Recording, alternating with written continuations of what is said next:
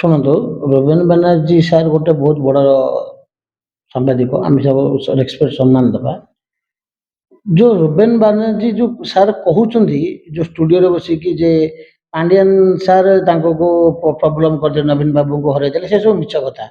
ଯଦି ତାଙ୍କେ ତ ରୋବେନ ବାନାର୍ଜୀ ଗୋଟେ ରାଇଟର, ମାନୁଛୁ ଆମେ ଲେଖକ, ସିଏ ନାହିଁ ଯେ ଭାରତର ଗୋଟେ ବିଶେଷଜ୍ଞ ଗଣଶିକ୍ଷକ କି ଦୁନିଆ ବନେଇଛି ସିଏ। ଯଦି ପାଣ୍ଡିଆନ ସାର୍ ଯଦି କିଛି କାମ କରୁନାହାନ୍ତି, 2019ରୁ 24 ଭିତରେ ଆଉ ଗୋଟେ ବହି ଲେଖିଲେନି, 24 ଲାଷ୍ଟରେ ଲେଖିଲେ ବହିଟା। ପାଣ୍ଡିଆନ ସାର୍ କିଛି କାମ କରୁନାହାନ୍ତି, ସେ ସବୁ ମିଛ କଥା। ନବୀନ ବାବୁ ହଉଛନ୍ତି ଆମର ମୁଖ୍ୟମନ୍ତ୍ରୀ ଥିଲେ, ପାଣ୍ଡିଆନ ସାର୍ ତାଙ୍କର 5T ଅଧ୍ୟକ୍ଷ ଥିଲେ, ଚିଫ ସେକ୍ରେଟାରୀ ଥିଲେ, ବହୁତ କାମ କରିছে ସେ ଲୋକ ବି କିଛି ଖରାପ ଲୋକ ନୁହନ୍ତି, ବହୁତ ଭଲ କାମ କରୁଛନ୍ତି।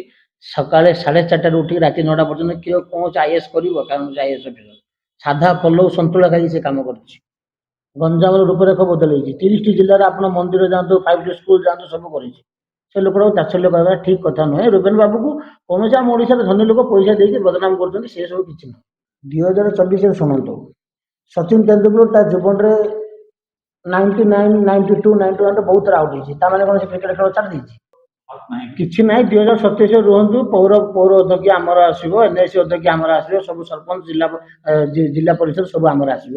ନାଇଁ ଶୁଣନ୍ତୁ, ସେମାନେ ବି ବିକାଶ କରିଥିଲେ, ସମୟ ପରିବର୍ତ୍ତନ। 2009ଠୁ 14 ଗୋଟେ ସମୟ ଥିଲା, ମନ୍ତ୍ରୀମାନଙ୍କ କାମ ହଉଥିଲା। 14 ଠୁ 19 ବି ମନ୍ତ୍ରୀମାନଙ୍କ ଦ୍ୱାରା ହଉଥିଲା, ସଚିବମାନଙ୍କ ଦ୍ୱାରା ହଉଥିଲା। ଡେଭଲପମେଣ୍ଟ କରିବାର ଆଇଡିଆ ପ୍ରପୋଜାଲ ପାଣ୍ଡିଆନ ସାର୍ ଦେଲେ। ଏମିତି ନୁହେଁ ଯେ କିଛି ପାଣ୍ଡିଆନ ସାର୍ କରିନାହାନ୍ତି, ମନ୍ତ୍ରୀ ବି କରିନାହାନ୍ତି, ସମସ୍ତେ କରିଛନ୍ତି। ବିଜୁ ଜନତା ଦଳ ହଉଛି 4.5 କୋଟି ଜନତାର ଦଳ, ସେଟା ପ୍ରାଇଭେଟ ଦଳ ନାହିଁ। ଏମାନେ ସବୁ ଲେଖୁଛନ୍ତି, ସବୁ କିଏ ଗୋଟେ ପ୍ରକାର ଲେଖିବ। କାଲି ମୁଁ ଲେଖିବି ଧରି ନିଅ ପାଣ୍ଡିଆନ ସାର୍ ବିରୋଧରେ, କିଏ କ'ଣ କରିବେ? ସେମିତି କିଛି ନାହିଁ, ସେ ଲୋକ ବହୁତ ଭଲ ଲୋକ, ଭଲ କାମ ବି କରୁଛନ୍ତି। କାରଣ ଏତିକି ଭୁଲ ଓଡ଼ିଶାରେ ସେ ଜ୍ୱାଇଁପୁଅ ହେଇଯିବାଟା ପାଇଁ ବୋଲିକି ଏମାନେ ସବୁ ତାଚ୍ଛଲ୍ୟ କରି କହୁଛନ୍ତି।